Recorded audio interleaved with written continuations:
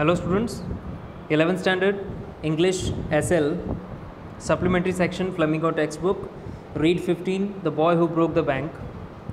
The boy who broke the bank का मतलब एक लड़का जिसने पूरी बैंक को बर्बाद कर दिया, पूरी बैंक का सत्यानाश कर दिया, ऐसा कहा जाए तो भी चलेगा। अब ये स्टोरी जो है ये लिखी गई थी बहुत साल पहले, ये पुरानी स्टोरी है, आर के नारायण द्वारा लिखी गई थी। आर के नारायण इंडिया के सबसे बेस्ट राइटर्स में से एक माने जाते हैं। उनकी जो लिखी गई स्टोरी है आज भी पढ़ी जाती हैं।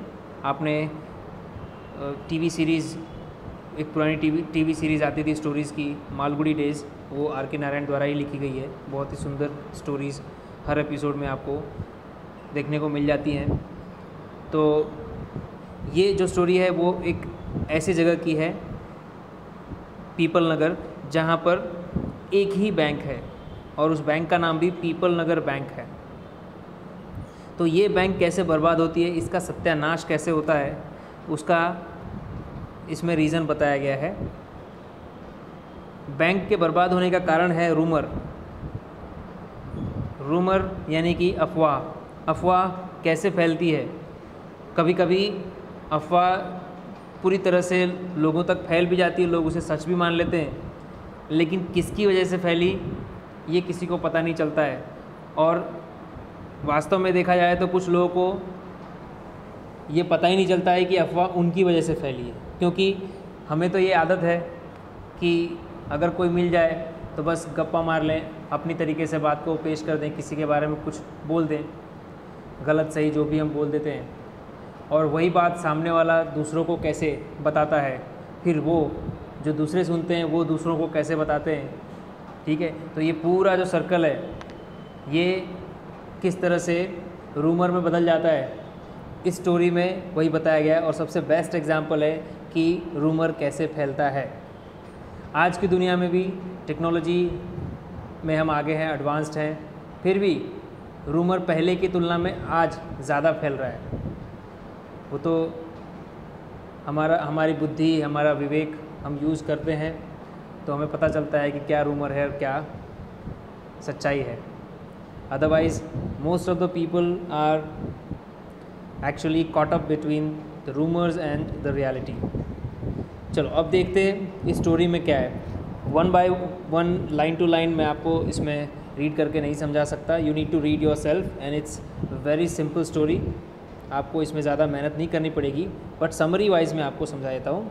तो सबसे जो मेन कैरेक्टर है वो नाथू है। Nathu is a sweeper. वो एक स्वीपर है। वो बैंक में झाड़ू लगाने का काम करता है, साफ़ सफाई का काम करता है।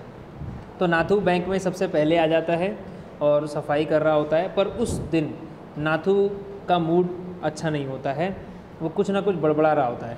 तभी सीताराम जो दूसरा कैरेक्टर है, सीताराम धोबी का बेटा होता है, ठीक है, वो वहाँ से गुज़रता है। सीताराम ने कपड़ों के बंडल अपने सिर पर लिए होते हैं और काफ़ी वज़न होता है, लेकिन थोड़ी देर के लिए वो रुकता है जब वो देखता है कि नाथू साफ़ सफाई कर रहा है।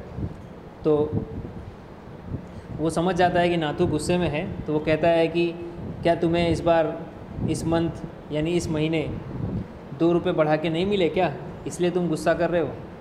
अब 2 रुपये बढ़ा के देना, इसका मतलब कितनी पुरानी स्टोरी होगी आपको पता चल गया होगा। तो वो कहता है कि मुझे तो उसके बारे में बात ही नहीं करनी। ठीक है, इन्होंने तो मेरी आज इस महीने की 20 तारीख हो गई और अभी तक मुझे इन्होंने पिछले महीने का पगार नहीं दिया है। जैसे ही ये मुझे पगार देते हैं ना मेरी, तो मैं यहाँ से तो निकल ही जाऊँगा, मुझे यहाँ काम ही नहीं करना है। तो सीताराम कहता है ठीक है भाई, जैसी तुम्हारी मर्ज़ी, और सीताराम वहाँ से फिर चला जाता है। अब सीताराम के मन में ये बात होती है कि भाई वो बैंक में, नाथू जो है बैंक में काम करते हुए खुश तो दिखाई नहीं दे रहा था और वो वहाँ से जाना भी चाहता है, यानी कि उसे एक नए जॉब की ज़रूरत है। तो सीताराम को इतना पता रहता है कि उसे जॉब दिलानी है। तो वो घर घर कपड़े देने जाता है। जो चौथा घर होता है वहाँ पर मिसेस श्रीवास्तव रहती हैं, और मिसेस श्रीवास्तव ने उससे कहा कि क्या कोई स्वीपर मिलेगा घर में स्वीपिंग करने के लिए, साफ़ सफाई करने के लिए। तब सीताराम को तुरंत ही आइडिया था कि क्यों ना मैं मिसेस श्रीवास्तव को नाथू की बात बताऊं। तो वो कहता है कि पीपल नगर बैंक में नाथू जो स्वीपर है उसे जॉब की ज़रूरत है। तब मिसेस श्रीवास्तव को थोड़ा अचरज होता है कि बैंक में वो जॉब कर रहा है तो वो जॉब छोड़ के वो क्यों दूसरी जगह जॉब करना चाहता है। तब सीताराम ने वो उस बात को थोड़ा बढ़ा चढ़ा कर कह दिया कि नाथू को उसकी सैलरी नहीं दे रहे हैं बैंक वाले, इसलिए वो जॉब छोड़ना चाहता है।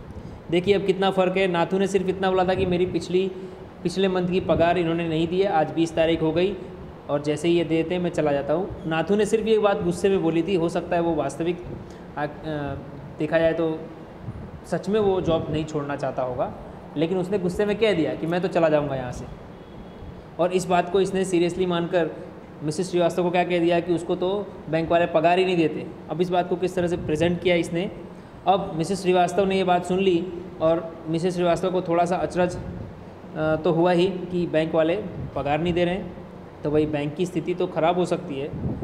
अब मिसेस श्रीवास्तव को शॉपिंग करनी थी, वो मार्केट प्लेस जाती हैं, पीपल नगर का मार्केट प्लेस, वहाँ पर वो कपड़ों की शॉप में 1 बाय 1 जाती हैं। वहाँ पर मिसेस श्रीवास्तव को मिसेस भूषण मिलती हैं।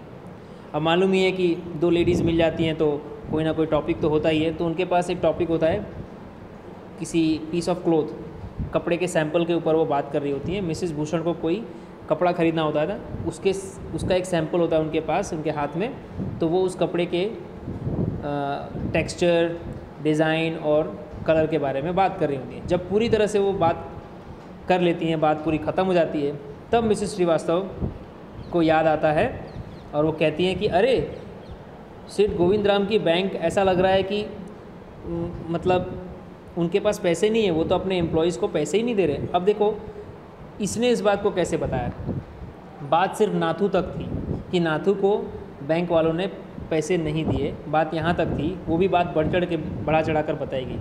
अब ये क्या कह रही हैं, इन्होंने और बढ़ा चढ़ा कर क्या बताया कि सेठ गोविंद राम की जो बैंक है पीपल नगर बैंक, उनके बैंक के एम्प्लॉयज़ को, यानी सारे जितने भी एम्प्लॉयज़ हैं उनको सैलरी नहीं मिल रही, उनको वो पे नहीं कर पा रहे पैसे। ठीक है, मुझे तो आज सुबह ही ये जानने को मिला। कैसे जानने को मिला, वहाँ का जो स्वीपर है, जो साफ़ सफाई करता है, उसने शिकायत की है। उसने तो कई ओवर अ मंथ, मतलब 1 महीने से ज़्यादा तक के जो उसकी पगार है उसको वो मिली नहीं है। तो अब मिसेस भूषण को जब ये बात पता चलती है तो उनको थोड़ा शॉकिंग लगता है। वो इसलिए लगता है क्योंकि उनके हस्बैंड का अकाउंट उस बैंक में होता है। अब वो दौड़कर, ठीक है, भागती हैं अपने हस्बैंड को ढूंढने पूरे मार्केट में। और उनका हस्बैंड बेचारा कहाँ बैठा रहता है, तो कमल किशोर की फ़ोटोग्राफी शॉप पे बैठा होता है। और वहाँ जाकर बोलती हैं कि अच्छा तो तुम यहाँ पे हो, मैं तुम्हें कहाँ कहाँ नहीं ढूंढ कर आई, 1 घंटे से तुम्हें ढूंढ रही हूँ और तुम यहाँ आकर बैठे हुए हो। बेचारा मिस्टर भूषण जो होता है उनका हस्बैंड, वो कहता है मैं तो कहीं गया ही नहीं था, तुम एक दुकान से दूसरे दुकान में जा रही हो, तो मैंने सोचा मैं यहीं बैठ जाऊँ। तो इस तरीके से दोनों में बात होती है और कहती हैं कि सब छोड़ो, ये जो पीपल नगर बैंक है वो बैंकरप्ट हो रही है, दिवालिया हो गई, उसमें पैसे ही नहीं है। ठीक है, इस तरह से वो बोलती है। जब जैसे ही वो ऐसा बोलती है, तब जो कमल किशोर होता है, जो फोटोग्राफी शॉप का ओनर होता है, वो बेचारा खड़े हो जाता है, बोलता है क्या बात करी, कौन सी बैंक, पीपल नगर बैंक। ठीक है, तब वो क्या करता है, अपने बगल वाले को, देखो ये जो कमल किशोर होता है, जो फोटोग्राफी शॉप का ओनर होता है, उसका बैंक अकाउंट नहीं होता है, लेकिन देखो इसको कितना शॉक लगा और कितनी जल्दी थी, इसने बगल वाले को, यानी कि बगल में जो दुकान थी वो बार्बर की थी, नाई की दुकान थी, उसका जो ओनर था वो दीपचंद था, उसको बताया अरे तुमने नई खबर सुनी क्या। दीपचंद को बताया कि अरे पीपल नगर बैंक तो कोलैप्स होने वाली है, वो पूरी तरह से बर्बाद होने वाली है, भाई तुम्हारे जो पैसे हैं वो जल्दी जल्दी निकाल लेना। अब यहाँ पर एक क्वेश्चन लिखा है, क्या आपको लगता है कि बैंक सच में बैंकरप्ट होने वाली है, मतलब बर्बाद होने वाली है, दिवालिया होने वाली है।